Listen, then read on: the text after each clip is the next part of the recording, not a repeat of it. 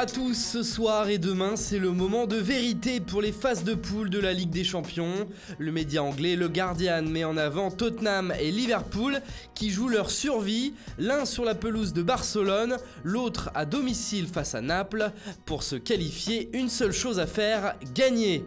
Attention donc au Paris Saint-Germain face à l'épreuve du feu dans le stade Maracana de Belgrade où l'accueil s'annonce très chaud comme le décrit l'équipe. Le PSG doit également gagner pour être certain de se qualifier. En cas de match nul ou de défaite face à l'Étoile Rouge, il faudra regarder le résultat de l'autre match, Liverpool-Naples, où tout reste possible. En Espagne, le quotidien Marca rebondit sur Neymar. La star parisienne est devenue le nouvel ambassadeur de la Banque nationale du Qatar hier. Une belle manière pour le PSG de retenir son joueur, selon le journal, qui titre blindage de Neymar, comme si Paris venait de prolonger le Brésilien. Quand on connaît les dernières rumeurs l'envoyant au Real Madrid ou au FC Barcelone, alors forcément l'Espagne s'inquiète de ne pas revoir de sitôt le génie brésilien en Liga. À Barcelone, en revanche, les unes se succèdent pour Ousmane Dembélé.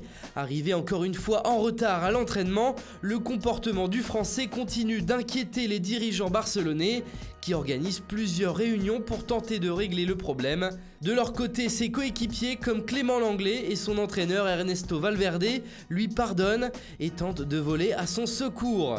En Angleterre, l'affaire qui a éclaboussé la Premier League ce week-end s'est déroulée durant Chelsea-Manchester City, où certains fans des Blues ont tenu des propos racistes à l'encontre de Raheem Sterling, le Mancunien, et le club londonien n'a pas mis longtemps pour réagir.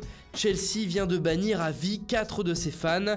Ils ont été rapidement identifiés grâce aux caméras, comme le rapporte la presse anglaise ce matin. Et enfin, le magazine France Football sort aujourd'hui un dossier sur le mercato d'hiver qui ouvre dans moins de 3 semaines. Parmi les joueurs les plus courtisés du championnat de France, on retrouve le Parisien Edinson Cavani, le Lyonnais Tanguy Ndombele, le Lillois Nicolas Pepe, le Nantais Emiliano Sala et le Marseillais Florian Thauvin. Attention tout de même, le média précise que certains départs pourraient intervenir l'été prochain et non pas dès cet hiver. Voilà, c'est tout pour ce matin, bonne journée à tous et à très vite sur Foot Mercato.